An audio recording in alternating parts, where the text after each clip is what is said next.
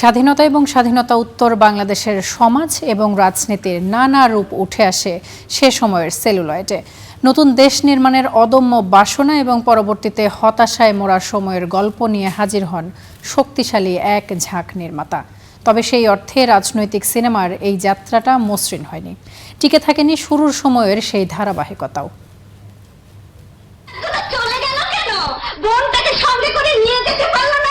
বাংলাদেশি সিনেমার ইতিহাস 7 দশক পার হলেও রাজনৈতিক চলচ্চিত্র হাতে গোনা, যদিও এর উত্থান ছিল বর্ণিল।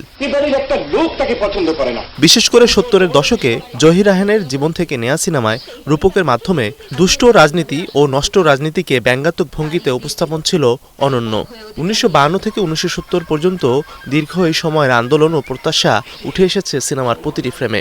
ওটা তো একটা ফিল্ম ছিল না, একটা আন্দোলন ছিল, ফিল্ম না, ওটা একটা আন্দোলন।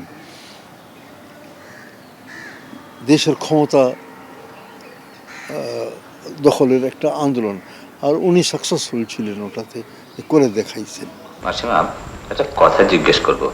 স্বাধীনতা পরবর্তী সরাসরি রাজনৈতিক সিনেমার বদলে তৎকালীন রাজনীতি ও সমাজ বাস্তবতাকে তুলে আনার চেষ্টা করেন বেশ কয়েকজন নির্মাতা, যাদের মধ্যে অন্যতম আলমগীর কবির। ধীরে বহে মেঘনা চলচ্চিত্রে মুক্তিযুদ্ধ পরবর্তী হতাশা, স্মৃতি আর অনিশ্চয়তার গল্প তুলে ধরেন তিনি। এবার তোর জন্য একটা নাচের মাস্টার রেখে দিই, কি বলিস?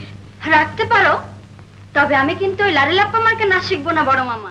মুক্তিযুদ্ধের পর একদিকে দেশ বিনির্মাণে অকাতরে পরিশ্রম করেন একদল মাতৃভূমি অন্তঃপ্রাণ মানুষ, অন্যদিকে ব্যক্তি স্বার্থে চোরাকারবারি আর দেশবিরোধী কাজে জড়িত হয় অনেকে। বাবা, এতদিন আমাদের কথা মনে পড়লো বুঝি? কেমন আছিস? চালু ভালো। দাদু, বড় মামি। এমন পটভূমিতে নারায়ণ ঘোষ মিতার পরিচালনায় 1974 সালে মুক্তি পায় আলোর মিছিল। তারকায় ঠাসা সিনেমাটি সে সময় ব্যাপক সাড়া ফেলে।